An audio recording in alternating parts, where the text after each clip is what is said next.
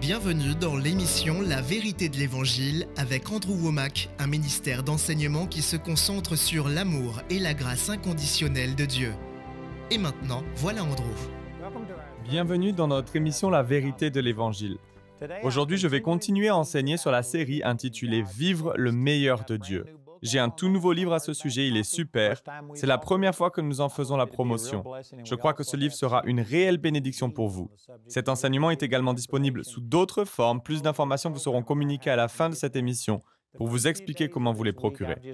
Lors des précédentes émissions, j'ai essayé de vous faire prendre conscience que la plupart d'entre nous nous contentons de moins que ce que Dieu a de meilleur. Nous ne recherchons même pas ce que Dieu a de meilleur. La plupart des gens essaient seulement de s'en sortir. Ils ne croient pas pour expérimenter l'abondance et l'excellence que Dieu a en réserve pour eux. Et sachez que tant que nous ne ressentons pas une sainte insatisfaction envers la situation telle qu'elle est, rien ne changera.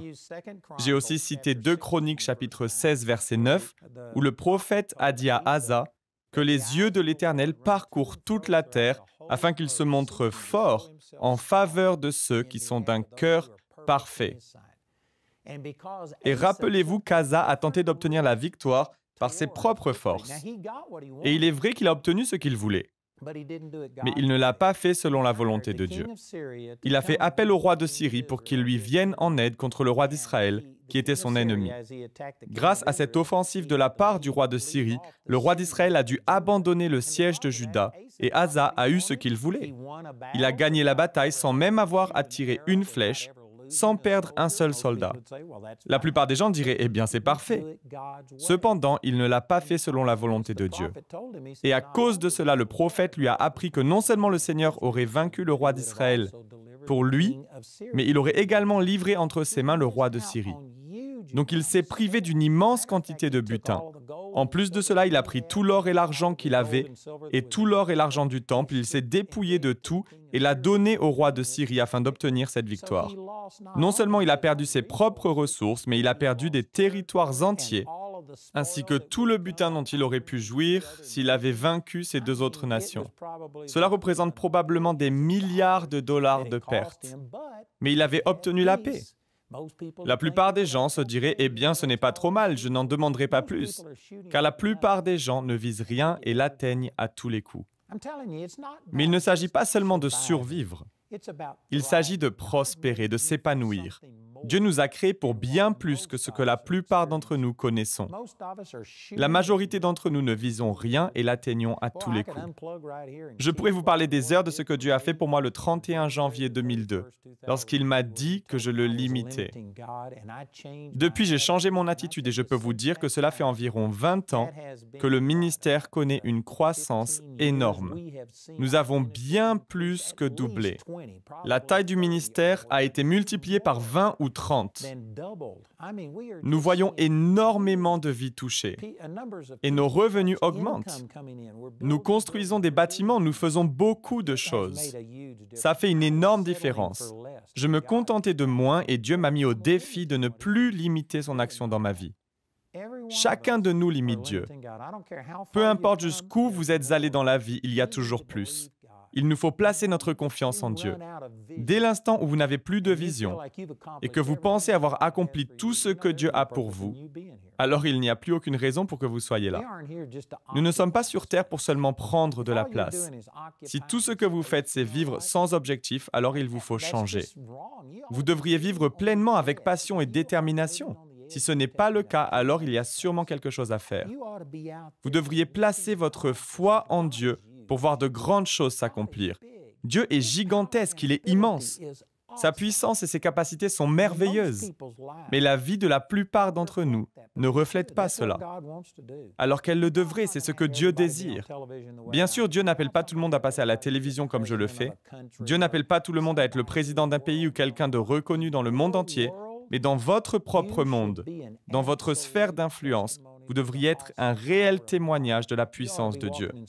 Vous pouvez avoir une santé surnaturelle, vivre dans une abondance surnaturelle, dans la joie et la paix divine. Vous devriez voir des choses merveilleuses se produire dans votre vie. Et ce n'est pas l'expérience de la plupart des gens. Ce n'est pas parce que Dieu n'en a pas le désir, car les yeux de l'Éternel parcourent toute la terre. cherchant à accomplir ces choses. C'est nous qui le limitons. Dans la dernière émission, j'ai commencé à donner quelques exemples de ce dont je parle. Par exemple, j'ai parlé du fait que la culture américaine fonctionne sur le principe de l'endettement.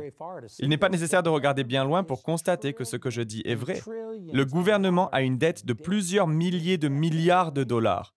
Après que Barack Obama soit devenu président, la dette publique des États-Unis a quasiment doublé en 8 ans.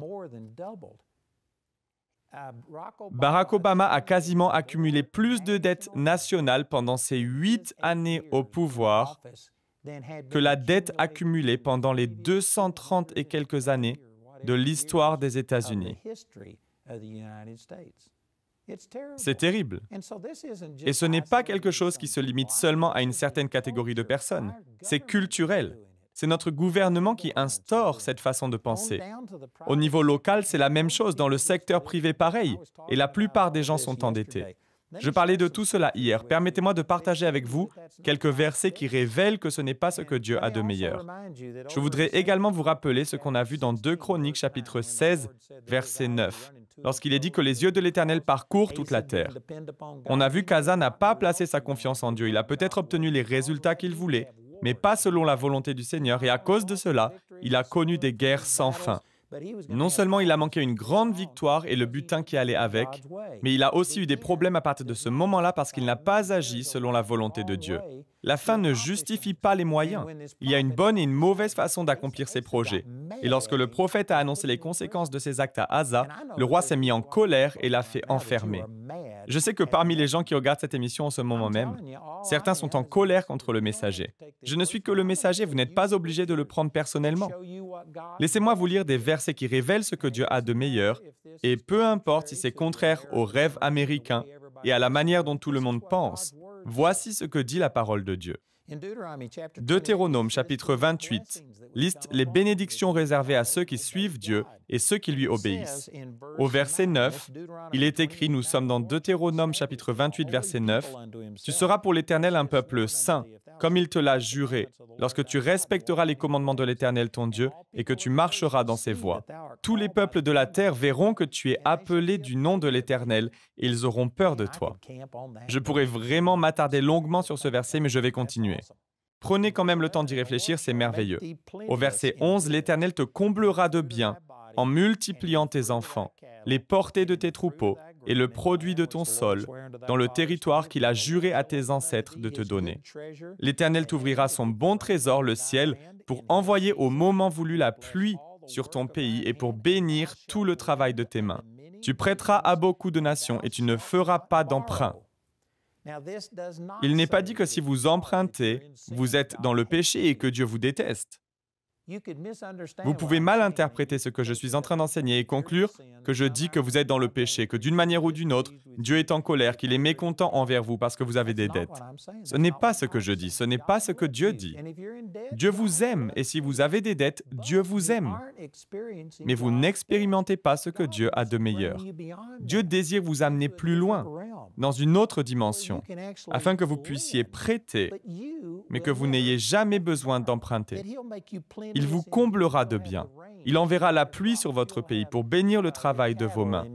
Vous aurez des troupeaux et vous prospérerez en toutes choses. Il multipliera vos enfants, etc. C'est une promesse formidable qui nous montre que le fait de prêter est mieux que le fait d'emprunter. D'ailleurs, si vous regardez dans Proverbes, au chapitre 6, verset 1, il est écrit « Mon fils, si tu t'es porté garant pour ton prochain, si tu t'es engagé pour autrui, si tu te trouves piégé par les paroles de ta bouche, si tu es prisonnier de tes propres paroles, fais donc ceci, mon fils, dégage-toi, puisque tu es tombé au pouvoir de ton prochain. Va le supplier et insister auprès de lui. N'accorde ni sommeil à tes yeux, ni repos à tes paupières. Dégage-toi comme la gazelle de la main du chasseur, comme l'oiseau de la main de l'oiseleur. » Cela veut tout simplement dire que si vous avez une dette, et dans ce cas-ci, précisons qu'il est question de devenir le garant de l'emprunt de quelqu'un d'autre, des dépenses de quelqu'un d'autre. Il fait mention ici d'une situation où tu t'es porté garant pour ton prochain. et nous sommes encouragés à ne pas le faire.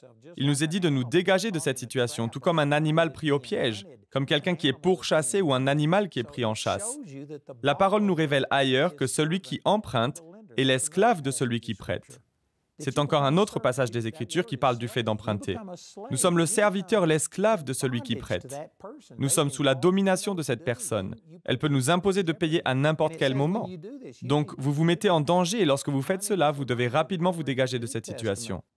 Je voudrais vous rappeler que dans le Nouveau Testament, lorsque Paul a écrit à Philémon, c'était au sujet d'Onésimus, qui avait été l'esclave de Philémon, mais qui s'était échappé. Il s'était enfui. Il s'était rendu à Rome, et pendant qu'il y était, il a rencontré Paul. Et Onésimus s'est converti, il est devenu chrétien. Donc Paul a écrit une lettre à son ami Philémon, avec lequel il était très proche, et lui a renvoyé Onésimus, afin que celui-ci retourne au service de Philémon. Il a demandé à Philémon d'avoir compassion d'Onésimus parce qu'il était non seulement un serviteur, mais il était également un frère. Et dans sa lettre à Philémon, Paul dit, « S'il t'a fait du tort ou te doit quelque chose, mets-le sur mon compte. Je paierai. » Vous voyez ce que Paul a fait? Il est devenu le garant d'Onésimus. Il s'est engagé en disant que si Onésimus lui avait volé quoi que ce soit, si Philémon avait été escroqué ou avait perdu une certaine somme d'argent, ou quoi que ce soit, il fallait le mettre sur son compte. Ensuite, Paul poursuit en rappelant à Philémon qu'il a lui aussi une dette envers lui. En d'autres termes, il était confiant que Philémon accepterait cette demande et y répondrait favorablement. Mais s'il y avait un problème et si on lui avait volé de l'argent, il a dit « Je paierai, j'en serai le garant ». D'une certaine manière, Paul est donc devenu le garant pour son ami. Il n'est pas dit que vous ne devez jamais le faire. Proverbe chapitre 6 ne dit pas que vous ne pouvez pas devenir le co-signataire ou le garant d'une autre personne. Cela nous met simplement en garde en disant que ce n'est pas sage de le faire. Selon moi, l'apôtre Paul savait que Philémon allait lui manifester de la miséricorde, donc il ne prenait pas vraiment de risques. Mais dans un sens, il a agi à l'inverse des conseils de Proverbe chapitre 6, parce qu'il faisait confiance à son ami et savait que les choses allaient s'arranger. Donc je ne peux pas dire que c'est mal de faire cela. Parfois, nous avons été amenés à signer et co-signer pour nos enfants. Mais je peux vous garantir que je n'en fais pas une habitude. Même pour mes propres enfants, parce que ce n'est tout simplement pas la meilleure chose à faire. Bien sûr, vous pouvez aider les gens et il n'est pas dit que vous ne pouvez jamais le faire. Cependant, nous lisons que celui qui emprunte est l'esclave de celui qui prête et qu'il faut se dégager des dettes rapidement. Ces passages nous révèlent que ce n'est pas ce que Dieu a de meilleur. Donc, je ne suis pas en train de vous condamner et Dieu ne vous condamne pas non plus. Ce n'est tout simplement pas ce que Dieu a de meilleur. Regardez ici dans Romains au chapitre 13, verset 8, où il est écrit « Ne devez rien à personne si ce n'est de vous aimer les uns les autres, car celui qui aime les autres a accompli la loi. » Cela rejoint ce qui est écrit dans Deutéronome au chapitre 28, les versets que nous venons de lire. Mais ici, nous avons un passage du Nouveau Testament qui nous dit « Ne devez rien à personne ». J'ai entendu certaines personnes interpréter ce passage et dire que si vous avez un emprunt sur votre maison et que vous payez les remboursements, alors vous ne devez rien. Vous payez votre dette, vous respectez votre engagement. Je n'ai pas l'intention d'argumenter à ce sujet. Ça ne me pose pas vraiment de soucis. Cependant, je ne crois pas que ce soit ce que Dieu a de meilleur. Je crois qu'il serait mieux d'acheter une maison sans contracter de dette. Dans la dernière émission, j'ai partagé que ma femme et moi avons pu obtenir un prêt grâce à mon statut de vétéran de l'armée. La raison pour laquelle nous avons fait cela est qu'à l'époque, nous étions locataires et nous essayions de placer notre foi en Dieu pour pouvoir acheter une maison sans nous endetter. Et dans nos locations, les conditions changeaient sans cesse. Le propriétaire décidait d'augmenter le loyer ou de vendre la maison ou autre et nous devions partir. Nous déménagions tous les 6 mois, c'était une réelle servitude. À nouveau, la Bible dit « Celui qui emprunte est l'esclave de celui qui prête ». Mais vous pouvez également vous retrouver dans la servitude parce que la maison que vous louez et dans laquelle vous habitez se vend. Vous devez partir et vous n'avez aucun contrôle là-dessus. Donc, nous avons décidé de faire un emprunt. Dieu ne nous a pas détestés pour cela. Nous avons acheté une maison avec un prêt contracté grâce à mon statut de vétéran. Je n'avais pas d'apport financier, mais nous avons quand même pu trouver quelque chose et nous avons remboursé notre dette en moins de 15 ans. En remboursant rapidement, nous avons sans doute économisé des dizaines de milliers de dollars. Je n'étais pas sous la condamnation. Et je ne vous condamne absolument pas, mais je dis que ce n'est pas ce que Dieu a de meilleur. Et je vois constamment des publicités qui proposent des offres pour changer les mensualités sur votre maison. Ils vous diront qu'ils vous permettront d'économiser des centaines, voire des milliers de dollars par mois, et qu'il vous sera ainsi possible d'acheter un nouvel écran plat ou autre. S'il était possible de revoir le financement de votre maison, et ainsi de diminuer vos remboursements de centaines ou même de milliers de dollars par mois, alors plutôt que de vous endetter davantage en achetant toujours plus de choses, plus de joujoux, la chose à faire serait de recalculer le financement de votre logement et d'utiliser cet argent supplémentaire pour rembourser votre emprunt le plus rapidement possible. Alors comprenez bien ce que je suis en train de dire. Dieu n'est pas en colère contre vous. Je ne suis pas en colère contre vous. Mais les Écritures révèlent que ce n'est pas ce que Dieu a de meilleur. À nouveau, Deutéronome ne dit pas que le Seigneur vous déteste et que vous êtes dans le péché si vous avez une dette envers quelqu'un. Mais il est écrit que Dieu vous bénira à un tel point que vous n'aurez pas besoin d'emprunter. Vous pourrez prêter au lieu d'emprunter. Et il est dit ici dans Romains, au chapitre 13, verset 8, « Ne devez rien à personne ». J'ai 2 hommes qui travaillent pour moi et qui enseignent sur le sujet des finances. Paul Milligan a été le PDG du ministère. C'est un homme d'affaires prospère. Il y a également Billy Epperhart, qui est un magnat de l'immobilier qui a gagné des millions de dollars en achetant et en revendant des maisons. Ces 2 hommes font la distinction entre l'appréciation ou la dépréciation d'une dette. Ils disent qu'il n'y a pas de mal à emprunter de l'argent lorsque vous l'investissez dans un bien qui va augmenter en valeur, comme l'immobilier par exemple qui prend de la valeur.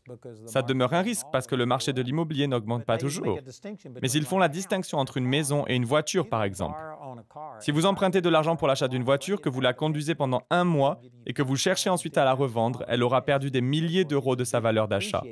C'est un bien qui se déprécie, qui perd de sa valeur, et il décourage le fait d'emprunter de l'argent pour ce genre d'achat. Cependant, il est possible de le faire pour des biens dont la valeur va augmenter avec le temps. Je n'ignore pas cela, je ne dis pas que c'est un péché. Je n'enseigne pas que vous ne pouvez pas le faire, mais je continue à croire que ce n'est pas ce que Dieu a de meilleur. Peut-être que c'est un début, mais n'en restez pas là. N'acceptez pas le cycle d'endettement tel qu'il est proposé par notre société, parce que vous allez finir par acheter les choses pour 2 fois leur valeur réelle. Ce n'est pas ce que Dieu a de meilleur. Mais est-ce que Dieu est en colère si vous êtes dans ce système? Non. Mais ce que je dis, c'est que comme la gazelle, vous devez vous libérer de la main du chasseur.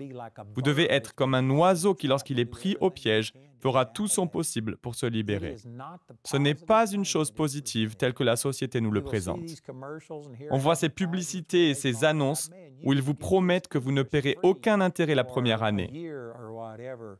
Il y a une bonne raison pour laquelle ils mettent en avant ces arguments. Ils savent comment sont les gens. Ils savent qu'ils vivent constamment au maximum de leur capacité et qu'ils finiront par arriver à les séduire. Un des anciens directeurs de notre ministère a aussi travaillé pour une entreprise qui s'appelle Sears. Et une des choses que ses employés faisaient était de se mettre à l'entrée du magasin et de demander à chaque client qui entrait s'ils avaient une carte de crédit Sears. Est-ce que vous en voulez une? On vous fera une réduction. Vous pouvez l'utiliser dès aujourd'hui pour vos achats, on vous fera une réduction de 10%, etc. Et les gens se disent, c'est super, on me donne quelque chose. Mais il y a une raison pour laquelle ils font cela. Cet homme qui avait travaillé chez Sears me disait, j'ai oublié les statistiques exactes maintenant, mais les chiffres indiquaient que ceux qui possédaient cette carte de crédit Sears dépensaient bien plus que ceux qui faisaient leurs achats en espèces. Ils ont calculé que grâce aux bénéfices générés par cette carte de crédit, ils se faisaient des millions et des millions de dollars. C'est la raison pour laquelle ils vous font ces offres promotionnelles. Ils ont ces produits d'appel parce que la personne moyenne vit à crédit et finit par dépenser bien plus que ce qu'elle devrait et à payer des intérêts. Ce système n'est pas à votre avantage. Ce n'est pas ce que Dieu a de meilleur. Loué soit Dieu. Je sais qu'il y a des millions de personnes qui regardent cette émission et qu'il y en a beaucoup qui n'apprécient pas ce que je dis. Parce que vous êtes satisfait de votre situation. Vous pensez, eh bien, j'ai de belles choses, tout va bien. Retournez dans 2 Chroniques 16. Asa a eu ce qu'il voulait. Il a réussi à faire fuir le roi d'Israël. Il a obtenu ce qu'il désirait. Mais il n'y est pas arrivé selon la volonté de Dieu. Du coup, il s'est privé de certaines choses. Et en plus, il a eu des problèmes le restant de sa vie parce qu'il n'a pas fait les choses à la manière de Dieu. Frères et sœurs, vraiment, Il y a quelque chose de meilleur que ce cycle d'endettement dans lequel la plupart d'entre nous vivons. Si vous êtes en plein dedans, ne vous sentez pas condamné. Dieu n'est pas en colère contre vous, je ne suis pas en colère contre vous, mais j'essaie de vous encourager à aller plus loin, vers ce que Dieu a de meilleur. Vous savez, dans certains de mes enseignements, je parle de la victoire dans le domaine des émotions, du fait que lorsque je place ma confiance en Dieu, je peux marcher dans la joie. Même lorsque je n'en ai pas envie, je m'appuie sur ce que dit la parole de Dieu. Et à chaque fois que je parle de ces choses, je suis conscient qu'il y a toujours des personnes qui entendent mon enseignement et qui ont traversé des tragédies, qui ont été dépressives, découragées et même suicidaires. Elles se sentent condamnées par ce que je dis et elles se mettent en colère contre moi en pensant que je suis en train de dire qu'elles sont dans le péché et que Dieu les déteste. Ce n'est absolument pas ce que je dis. Ce n'est pas non plus ce que j'affirme concernant les personnes qui sont dans l'endettement. Tout ce que j'essaie de dire, c'est qu'il y a quelque chose de mieux.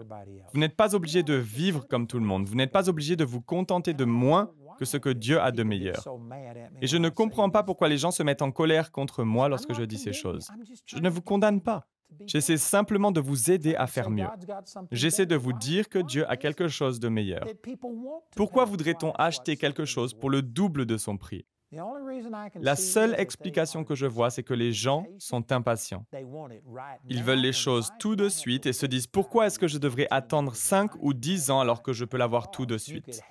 La réponse est que vous pourriez l'obtenir sans toutes les difficultés qui y sont associées, sans le stress et sans avoir à payer des sommes supplémentaires, sans toutes les difficultés que cela engendre dans votre couple, votre santé ou autre. Il y a une bonne et une mauvaise manière d'accomplir les choses. Dieu veut vous voir prospérer. Dieu désire que vous ayez un beau logement, de belles voitures. Il désire que vous ayez de belles choses. Dieu n'est pas radin. Il est le Dieu tout-puissant, celui qui pourvoit. Mais il y a une bonne et une mauvaise façon de parvenir à la prospérité. Tout comme Asa, qui est arrivé à ses fins et qui a obtenu ce qu'il voulait, mais il ne l'a pas fait à la manière de Dieu et il est passé à côté d'une énorme opportunité. Dieu avait prévu de lui donner ces 2 autres royaumes qu'il aurait pu vaincre. Cela aurait augmenté sa domination ainsi que ses ressources. Cela aurait été bien mieux pour lui et en plus, il aurait eu un témoignage à rendre au sujet de la délivrance de Dieu. Mais il est passé à côté de tout cela parce qu'il voulait obtenir ce qu'il désirait à sa manière et non selon la volonté de Dieu. Et les gens agissent ainsi tous les jours. Pas seulement aux États-Unis, mais partout dans le monde, où que vous soyez en ce moment. Sachez que Dieu a quelque chose de meilleur pour nous. Il nous faut nous tourner vers la parole de Dieu afin de découvrir ce qu'elle dit et commencer à vivre selon ses standards. Alors ne vous fâchez pas contre le messager comme l'a fait Asa. Je vous dis simplement la vérité. Est-ce que vous pouvez contredire les versets que j'ai lus? Peut-être que vous pensez que ce n'est pas ainsi que les choses fonctionnent. Cependant, c'est bien ainsi que la parole de Dieu agit. Si vous désirez ce que Dieu a de meilleur, il faut que sa parole devienne plus importante pour vous que ce que font les gens autour de vous. Amen. Gloire à Dieu. Alors, s'il vous plaît, ne m'écrivez pas à ce sujet, je ne le lirai même pas. Je vous explique simplement ce que dit la parole de Dieu et je ne souhaite pas en débattre.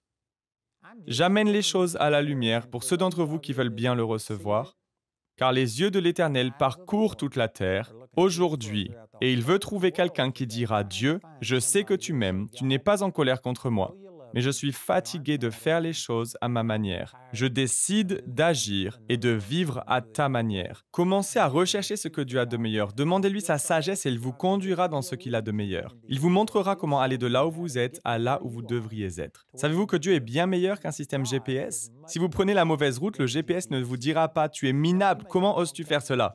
Il dira simplement « Calcul d'un nouvel itinéraire » et il vous guidera afin de vous ramener sur la bonne route. Avec Dieu, c'est encore mieux que cela. Peu importe où vous êtes, vous pouvez revenir sur le bon chemin. À nouveau, permettez-moi de vous proposer notre dernier livre, Vivre le meilleur de Dieu. Je crois que c'est une vraie bénédiction. Nous avons également cet enseignement en CD et DVD. Notre annonceur va vous donner toutes les informations afin que vous puissiez profiter de cette série. Je crois vraiment qu'elle a le potentiel de changer votre vie.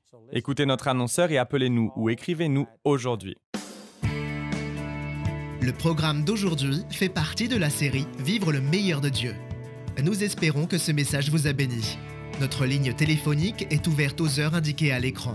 Appelez-nous si vous avez des questions sur ce programme, si vous avez besoin de prière ou si vous désirez commander l'un de nos enseignements. Vous pouvez nous contacter au numéro qui s'affiche à l'écran. Ce programme a été rendu possible grâce au soutien financier de nos partenaires. Si vous souhaitez devenir partenaire, vous pouvez le faire en appelant ces numéros. Nous vous proposons un livre sur le même sujet que l'émission d'aujourd'hui, intitulé « Vivre le meilleur de Dieu » que vous pouvez vous procurer pour 17 €. Les 30 émissions de cette série sont disponibles en DVD pour 22 €. Vous pouvez également vous les procurer en CD pour la somme de 15 €.